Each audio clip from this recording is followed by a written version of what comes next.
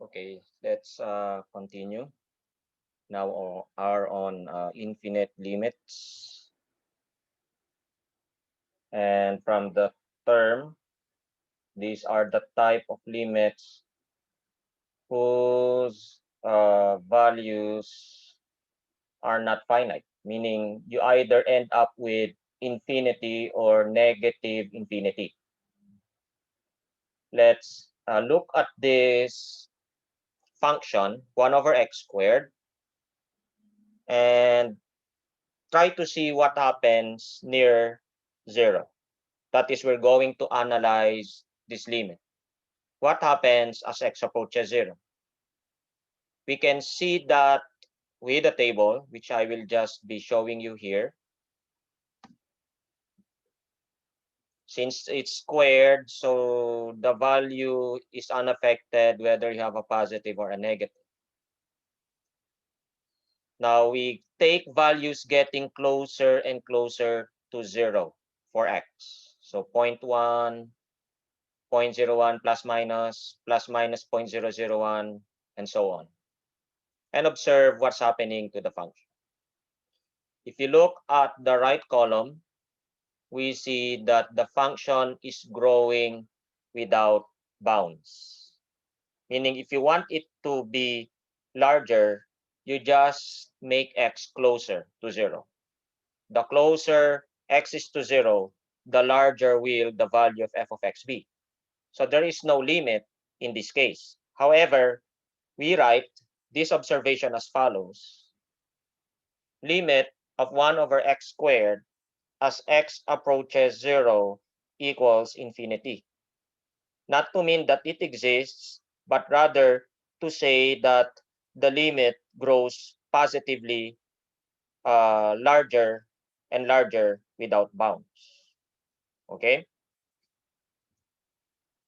And infinite limits give rise to what you call vertical asymptotes. If you still recall Math 21, what vertical asymptotes are, the graph will, of course, okay, the term is be asymptotic to those lines. But really what's happening is that the graph is approaching positionally the vertical line, so that the graph will get closer and closer to the vertical line. And actually, not knowingly, you have been dealing with the concept of limits all along in Math 21. However, we now understand it mathematically. Okay? And just to show you what we mean by that, notice that as x approaches 0 from either left or right, the graph will grow without bounds. So it will just get closer and closer to this vertical line here without touching it. So it's called a vertical asymptote. That 0 there, x equals 0. This vertical line is, by the way, the y-axis. Its equation is x equals 0. And we saw that from the table as well, that as x approaches 0, okay, f of x gets positively larger and larger. So let's define vertical asymptotes in a different way, or I think this was also the way you defined it in Math 21. Oh no, kasi wala pa palang limit nun, ano? So anyway, let's read. The line x equals c is called a vertical asymptote of a function f if either one of the two conditions here is satisfied. It doesn't have to be both. Number one, if it is true that the limit as x approaches c from the left is either, cannot be both, of course, either negative infinity or positive infinity, we say that the line is a vertical asymptote. If this is not true, but condition 2 is true, limit as x approaches c from the right is either negative infinity or positive infinity, we still call it a vertical asymptote, or both conditions may be true. Only one has to be true for it to be called a vertical asymptote of the function f. How do you get the vertical asymptotes? You've learned this from Math 21. when you were graphing polynomial or rational functions, just set the denominator equal to 0. Okay. If there's a common factor, you have to cancel out the common factors first. For then it would have been like an indeterminate form. Let me just illustrate. First, x plus 2 over x squared minus 1. Set the denominator to 0. Solve. Now, those are solutions, but you have to write individually the equations of the lines. There are two vertical asymptotes. What are they? They are lines. And lines have equations. What are the equations of the line or the lines? One is x equals 1. This is the vertical line passing through the x-axis at 1. And this is the vertical line passing through the x-axis at -1. So don't write x equals plus minus 1. This means a solution to an equation. So make sure you write them separately. Now you may be tempted for number 2 to equate the denominator to 0, but there's a common factor with the numerator. So you have to cancel that out first. Factoring out the denominator, you'll see the common factor x, canceling out x. So we are left with just x plus 1 on the denominator. So that alone will give us an asymptote. So equate that to 0. What's the vertical asymptote? The line whose equation is given by x equals -1. Is there any question with number 2?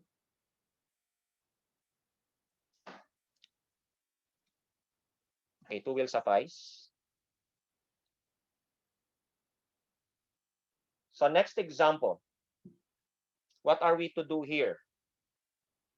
We are going to investigate the behavior of the function near its vertical asymptotes. So first, you have to get the vertical asymptotes, and they are x equals 1 and x equals -1.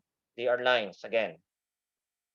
So we have to do investigation for each vertical line. Let's start with x equals -1, and then I'll just leave x equals 1 as a seat work or a homework. So you can study it also on your own. But let me illustrate how to do this for this vertical asymptote. What's happening there near x equals -1? Table. Here in the table, you'll observe that the x values are getting closer and closer to -1 from the which direction, left or right?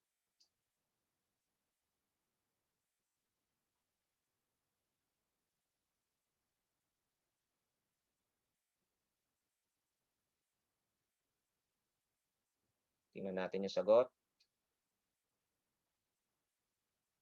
One said, wait, doesn't show. Magloloko yung screen ko. Ayaw magpakita ng chat. Okay, wait. Anyway, it is approaching -1 from the left. Okay? Because we are at the negative side of the origin. So this is from the left. Halimbawa, -5 is from the left, -4, -3, -2, -1.1. And observe that the values of the function are getting negatively larger and larger. So how do we write this observation? There. Limit of x over x squared minus 1 as x approaches -1 from the left. Take note, pag nagkamali ka dyan, mali na tong statement mo. So from the left is not positive, -infinity. If we do the same thing for the other side or other direction, this now from the right. -0.9 up to -0.99999, okay, will give us sufficient information to tell whether it's approaching positive or negative infinity. It's positive infinity, and we write that observation in one statement, mathematical statement, very compact, there, instead of writing it in words. Limit, as x approaches -1 from the right, of x over x squared minus 1 equals positive infinity. So that's all you have to do here for problems like this.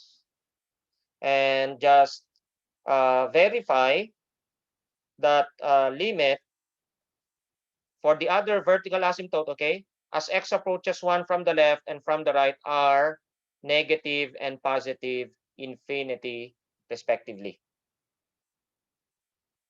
Okay, so my question now, if we still have time, okay, how will the graph behave near the asymptote or the asymptotes? Tignan muna natin yung kanina. Singit ko na lang ito. How do you see the graph moving or behaving near the vertical asymptote? I'll join with my other, kasi hindi ako makapag-drawing dito sa computer, so I'll use my other gadget. So we still have like 8 minutes. So I want you to draw. Try to draw the graph, a rough sketch.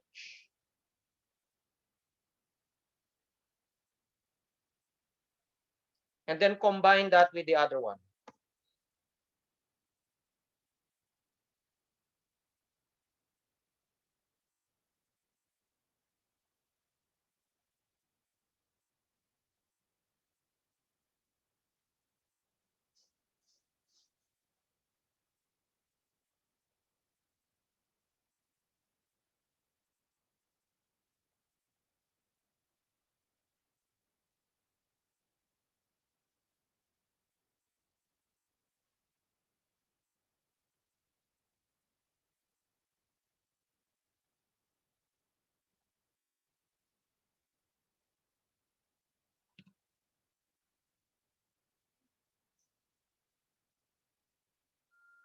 By the way, what's our passcode again? Why does it ask a passcode from my other gadget? Am I using a different?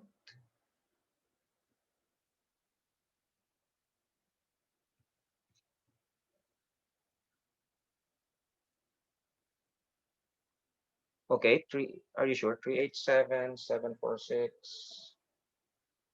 Ibang email ko pala yung ginamit ko. Okay.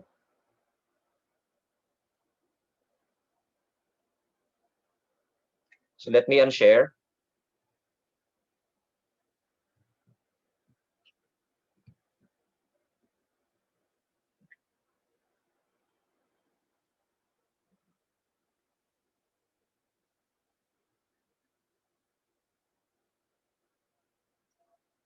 Okay, dito,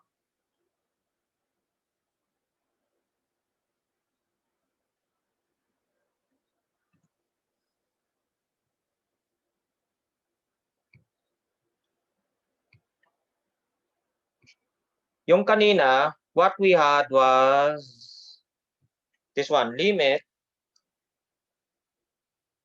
as x approaches -1 of x over x squared minus 1 equals negative infinity. And then limit as x approaches -1 from the right, sorry, from the left ito,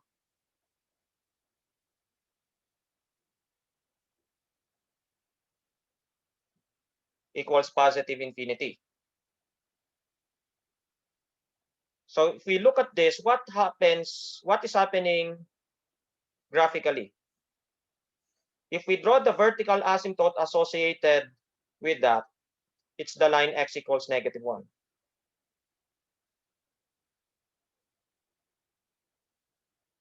And from the left, we see that it's approaching negative infinity this way. And from the right, it's approaching positive infinity this way. So we have an idea how the graph will look like near the asymptote. And if we also include the other asymptote, x equals 1,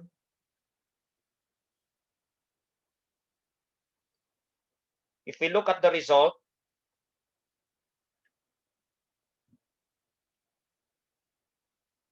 sulat ko dito, limit as x approaches 1, just verify this using your calculator, make a table, x approaches 1 from the left of x over x squared minus 1 equals negative infinity, and from the right, positive infinity.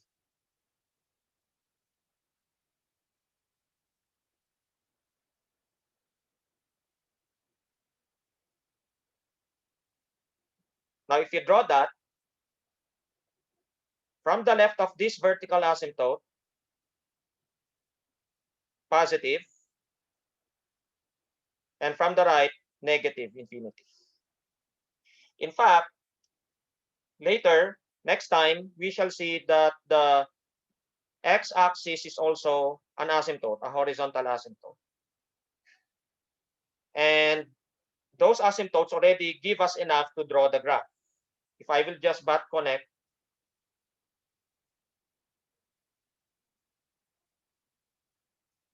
remember math 21, you did something like this, you used the sign chart to draw it, but here, mere knowledge of limits at infinity give us sufficient or almost sufficient information to sketch the graph of a rational function.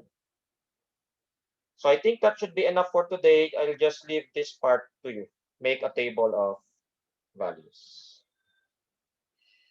Is there any question? So then that's it for today.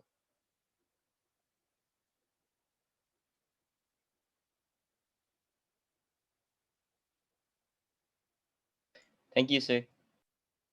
Okay. Thank you po, sir. Be ending the meeting in 5, 4, 3, 2, 1.